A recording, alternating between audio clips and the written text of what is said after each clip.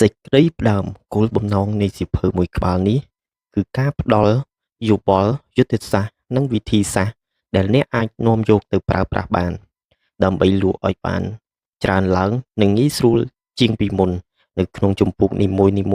អ្នកនឹងបានរៀនពីវិធីសាស្ត្រទាញយកសមត្ថភាពដែលមានស្រាប់នៅក្នុងខ្លួនចេញមកប្រើ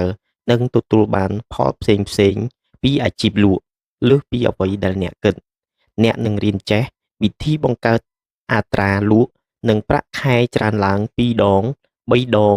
ឬសូម្បីតែ4ដងនៅក្នុងរយៈពេលត្រឹមតែមិនប៉ុន្មានខែឬត្រឹមតែប៉ុន្មានសប្តាហ៍ប៉ុណ្ណោះសៀវភៅមួយក្បាលនេះជាច្បាប់បោះពុម្ពមេរៀនពីការលក់ដែលជាខ្សែអាត់សំឡេងមានចំណងជើងចិត្តសាស្ត្រនៃការលក់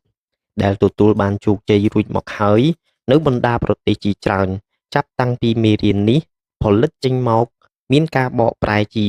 16ភាសានិងនាំទៅប្រតិបត្តិនៅ24ប្រទេសនេះគឺជាមេរៀនអប់រំការលក់ប្រកបដោយវិជ្ជាជីវៈដែលលក់ដាច់បំផុតនៅក្នុងប្រវត្តិសាស្ត្រ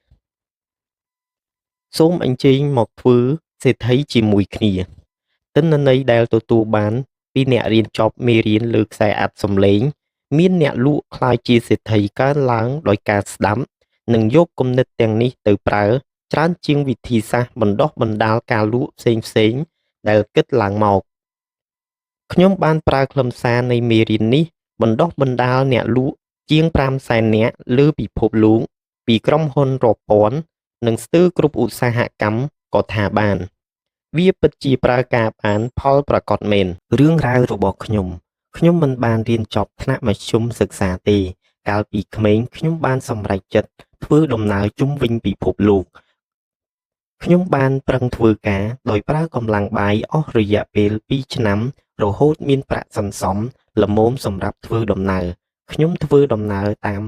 នាវាដឹកទំនិញរបស់ Norway ឆ្លងកាត់មហាសមុទ្រអាត្លង់តិកខាងជើង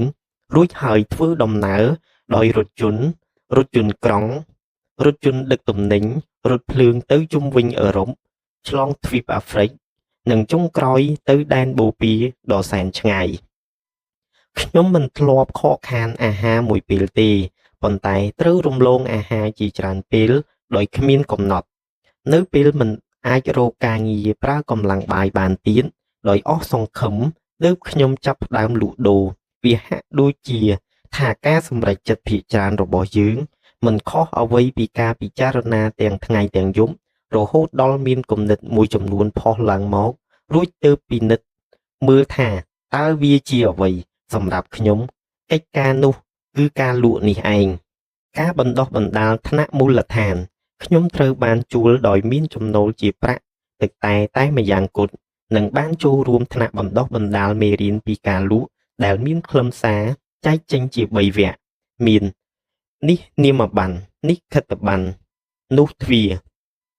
នៅពេលត្រៀមរួចរាល់ក្នុងការធ្វើការក្រោយពីឆ្លងកាត់ការបណ្ដុះបណ្ដាលខ្ញុំចាប់ផ្ដើមអាជីពលក់ដូរដោយចូលទៅជួបអតិថិជនដែលមិនស្គាល់ទៅគោះទ្វារការិយាល័យនៅពេលថ្ងៃដល់ពេលល្ងាចក៏ទៅគោះទ្វារផ្ទះម្ដងមេរបស់ខ្ញុំមិនអាចធ្វើគ្រប់អត្រា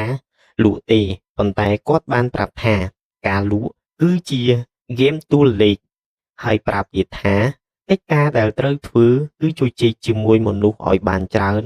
ហើយនៅទីបំផុតខ្ញុំនឹងជួបអ្នកដែលចង់ទិញយើងហៅការធ្វើបែបហ្នឹងថាវិធីលក់បែបបាច់ភក់ដាក់របងបើអ្នកចោលភក់ដាក់របងឲ្យបានច្រើនត្រង់ណាក៏បានដោយមូលហេតុមួយចំនួនភក់ខ្លះនឹងនៅជាប់របងចំណេះដឹងដែលទទួលបានមកមិនជាច្រើនអ្វីទេខ្ញុំមានត្រឹមតែប៉ុណ្្នឹងមានអ្នកខ្លះប្រាប់ខ្ញុំថាតាមពិតការលក់មិនមែនជាហ្គេមតួលេខទេប៉ុន្តែជាហ្គេមបដិសេធទៅវិញកាន់តែសន្សំពាក្យបដិសេធបានច្រើនប៉ុណ្ណាអ្នកនឹងកាន់តែមានឱកាសលក់ច្រើនប៉ុណ្ណោះនៅពេលខ្ញុំចេញលក់តាមទីផ្សារតាមការណែនាំនេះខ្ញុំបានទៅជួបអ្នកនេះទៅជួបអ្នកនោះដើម្បីឲ្យទទួលបានការបដិសេធច្រើនឡើងពួកគេប្រាប់ថាខ្ញុំមានទេពកោសល្យក្នុងការនិយាយផ្អែមទើបខ្ញុំប្រើវិធីនេះពេលមនុស្សចាប់ផ្ដើមមិនចាប់អារម្មណ៍ ខ្ញុំនិយាយកាន់តែលឺឡើងនិងលឿនឡើងទោះខ្ញុំប្រញាប់និយាយជាមួយអតិថិជនគោលដៅដោយទឹកដមសំឡេងនិងអាកប្បកិរិយាបែបហ្នឹងក៏ដោយប៉ុន្តែខ្ញុំស្ទើរតែមិនទទួលបានផលអ្វីត្រឡប់មកវិញសោះឡើយចំណុចផ្លាស់ប្ដូរក្រោយពីប្រឹងត្រធាក់ត្រដរអស់រយៈពេល6 ខែខ្ញុំលក់បានត្រឹមតែបង់ថ្លៃឈ្នួលបន្ទប់ស្នាក់នៅទីបំផុតខ្ញុំបានធ្វើរឿងមួយដែលផ្លាស់ប្ដូរជីវិតរបស់ខ្ញុំស្កាត់ទៅជួបនឹងអ្នកទទួលជោគជ័យបំផុតក្នុងក្រុមហ៊ុនហើយសួរថាតើគេធ្វើអ្វីខ្លះដែលខុសពីខ្ញុំមិនខ្លាចការងារនឿយហត់អ្វីទេខ្ញុំអាចភ្ញាក់ពីដំណេកម៉ោង5ឬម៉ោង6ភ្លឺត្រៀមរៀបចំការងារថ្ងៃនោះហើយទៅចាំនៅកន្លែងចតឡាននៅម៉ោង7ព្រឹកជាពេលអតិថិជនគោលដៅដំបូងមកធ្វើការពេញមួយថ្ងៃខ្ញុំចេញពីកន្លែងធ្វើការមួយទៅកន្លែងធ្វើការមួយពីក្រុមហ៊ុនមួយទៅក្រុមហ៊ុនមួយពេលល្ងាចខ្ញុំទៅគោះទ្វារផ្ទះរហូតដល់ម៉ោង10យប់បើភ្លើងនៅបើកខ្ញុំនឹងចូលទៅជួបអតិថិជនភ្លាមអ្នកលក់ដ៏ឆ្នើមនៅកន្លែងធ្វើការដែលមានអាយុច្រើនជាងខ្ញុំតែ2-3ឆ្នាំគេប្រើវិធីសាស្ត្រខុសគ្នាទាំងស្រុងគេចូលមកកន្លែងធ្វើការម៉ោងប្រហែល9ព្រឹក2-3នាទីមុននេះអតិថិជនគោលដៅបានចូលមកជួបគេពេលជជែកគ្នាតែ2-3នាទីអតិថិជនគោលដៅបានយកមូលបទានបត្រចេញមកហើយចុះហត្ថលេខាទិញព្រឹកនេះអ្នកលក់ម្នាក់នេះចេញទៅខាងក្រៅលក់ឲ្យបាន2-3នាក់ទៀតបន្ទាប់មកទៅទទួលទានអាហារជាមួយអតិថិជនគោលដៅម្នាក់ទៀតពេលរសៀលគេលក់ឲ្យបាន2-3នាក់ទៀតហើយអាចណាត់ផឹកឬទទួលទានអាហារល្ងាចជាមួយអតិថិជនគោលដៅម្នាក់ទៀតគេលក់បានច្រើនជាងខ្ញុំនិងច្រើនជាងអ្នកដទៃទៀតនៅកន្លែងធ្វើការ5ឬ10ដងតែមើលទៅគេស្ទើរតែមិនបានធ្វើការអ្វីប៉ុន្មានឡើយការបណ្ដុះបណ្ដាលថ្នាក់មូលដ្ឋានខ្ញុំត្រូវបានជួលដោយមានចំណូលជាប្រាក់ទឹកតែម្យ៉ាងគត់និងបានចូលរួមថ្នាក់បណ្ដុះបណ្ដាលមេរៀនពីការលក់ដែលមានខ្លឹមសារចែកចេញជា3វគ្គមាននេះនាមប័ណ្ណនេះខិត្តប័ណ្ណនោះទ្វារនៅពេលត្រៀមរួចរាល់ក្នុងការធ្វើការក្រោយពីឆ្លងកាត់ការបណ្ដុះបណ្ដាលខ្ញុំចាប់ផ្ដើមអាជីពលក់ដូរដោយចូលទៅជួបអតិថិជនដែលមិនស្គាល់ទៅគោះទ្វារការិយាល័យនៅពេលថ្ងៃដល់ពេលល្ងាចក៏ទៅគោះទ្វារផ្ទះម្ដងមេរបស់ខ្ញុំមិនអាចធ្វើគ្រប់អត្រាលក់ទេប៉ុន្តែគាត់បានប្រាប់ថាការលក់គឺជាហ្គេមទួលលេខហើយប្រាប់ទៀតថាកិច្ចការដែលត្រូវធ្វើគឺជួយជែកជាមួយមនុស្សឲ្យបានច្រើន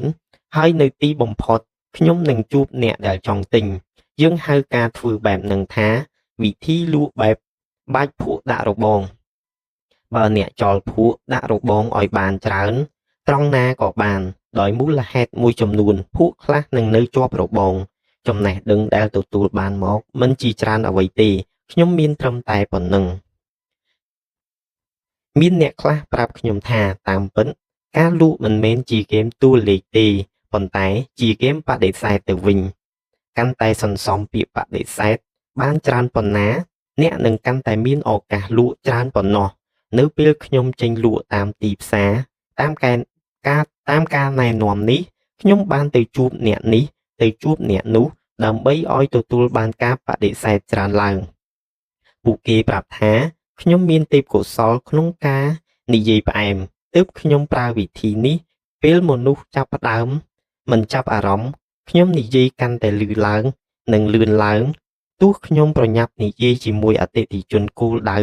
ដោយទឹកដមសំឡេងនិងអាកប្បកិរិយាបែបហ្នឹងក៏ដោយប៉ុន្តែខ្ញុំស្ទើរតែមិនទទួលបានផលអ្វីត្រឡប់មកវិញសោះឡើយចាប់ផ្ដើមប្រតិបត្តិការខ្ញុំបានកត់ត្រាសពបែបយ៉ាងបន្ថែមដោយរបៀបរបបនៃការលក់បែបថ្មីនេះរួចទើបចាប់ផ្ដើមចេញជួបអតិថិជនគោលដៅម្ដងទៀតប៉ុន្តែគ្រានេះជំនួសឲ្យភាពពីរោះផ្អែមល្ហែមខ្ញុំងាកមកចោទសំណួរជំនួសឲ្យការអធិប្បាយពីគុណសម្បត្តិនិងគុណប្រយោជន៍របស់ទំនិញរហូតដល់អតិថិជនធុញទ្រាន់ខ្ញុំផ្ដោតលើការស្វែងយល់អំពីអតិថិជនគោលដៅនិងវិធីដែលខ្ញុំអាចជួបគេឲ្យបានល្អបំផុតដោយវិធីសាស្ត្រថ្មីនេះ អត្រាលក់របស់ខ្ញុំក៏កើនឡើងរួចហើយខ្ញុំក៏បានសិក្សារៀនសូត្រតាមសៀវភៅតាក់ទងនឹងការលក់ខ្ញុំមិនធ្លាប់ដឹងឡើយថាមានអ្នកលក់ដោយឆ្នើមបំផុតឬលោកមួយចំនួនបានសរសេរគំនិតដ៏វិសេសអំពីការលក់ក្នុងសៀវភៅនោះទេខ្ញុំចាប់ផ្ដើមអានសៀវភៅស្ដីពីការលក់គ្រប់ច្បាប់ចំណាយពេល2-3 ម៉ោងជារៀងរាល់ព្រឹកដើម្បីសិក្សានិងកត់សម្គាល់ដំណាក់កាលបន្តខ្ញុំបានរៀនតាមខ្សែអាត់សំឡេងវាកែប្រែជីវិតរបស់ខ្ញុំចាប់ផ្ដើមស្ដាប់មេរៀននៅក្នុងខ្សែអាត់សំឡេងរាប់ម៉ោងខណៈពេលធ្វើដំណើរពីកន្លែងធ្វើការមួយទៅកន្លែងធ្វើការមួយទៀតខ្ញុំស្ដាប់ទាំងព្រឹកនិងល្ងាចហាត់សមនិងវឹកហាត់ប្រយោគមាសពីអ្នកលក់លំដាប់ជួរមុខរហូតដល់ខ្ញុំទិញបាននៅពេលគេងលក់ហើយអត្រាលក់របស់ខ្ញុំចេះតែកើនខ្ពស់ឡើងជាលំដាប់ខ្ញុំបានឃើញសិក្ខាសាលាអំពីការលក់ខ្ញុំគិតថា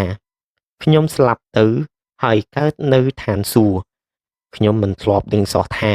អាចរៀនសូត្រពីសិក្ខាសាលាអំពីការលក់បានច្រើនបែបនេះទេខ្ញុំផ្ដើមចូលរួមសិក្ខាសាលានិងរៀនមេរៀនគ្រប់យ៉ាងតាមដែលអាចរកបានទោះបីត្រូវធ្វើដំណើរផ្លូវឆ្ងាយពោលគឺខ្ញុំទៅគ្រប់ទីកន្លែងតាមដែលខ្ញុំ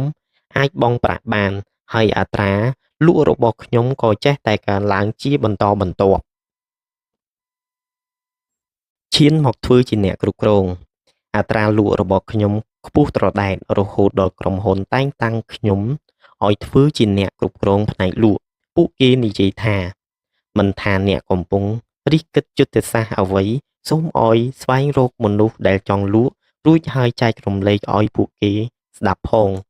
ខ្ញុំដើរជ្រើសរើសបុគ្គលិកលក់នៅតាមចិញ្ចើមផ្លូវនិងចុះផ្សាយឃោសនា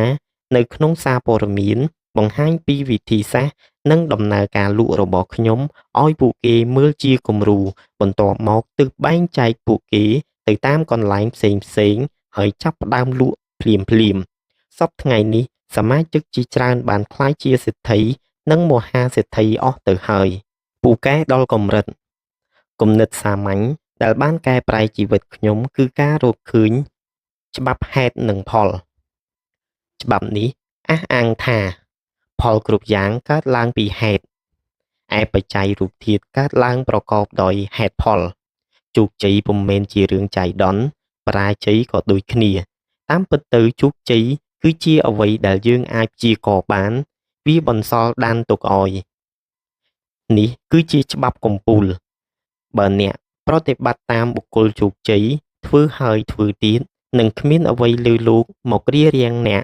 មិនឲ្យសម្រេចផលដូចដែលពួកគេធ្វើបាននោះទេប៉ុន្តែបើអ្នកមិនធ្វើនោះក៏នឹងគ្មានអ្វីជួយអ្នកបានដែរចូលចាំថាកំពូលអ្នកលក់ដែលស្ថិតនៅក្នុងក្រុមខាងលើបំផុត 10% នាបច្ចុប្បន្នចាប់ផ្ដើមធ្វើការថ្នាក់ក្រោមបំផុត 10% ពីមុនមកគ្រប់គ្នា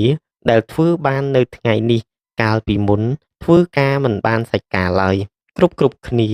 ដែលផ្លាស់មកឈរនៅជួរមុខត្រូវផ្ដើមពីជួរខាងក្រោយជាមុនហើយក្នុងគ្រប់ករណីអ្វីដែលអ្នកលក់ថ្នាក់ជួរមុខទាំងនេះធ្វើគឺរៀនពីអ្នកជំនាញទាំងអស់ពួកគេរកឃើញឧបាយមុននេះរបស់អ្នកលក់ឆ្នើមផ្សេងដែលទទួលជោគជ័យហើយអនុវត្តទៅតាមរបៀបដូចគ្នាដដែលរហូតទទួលបាន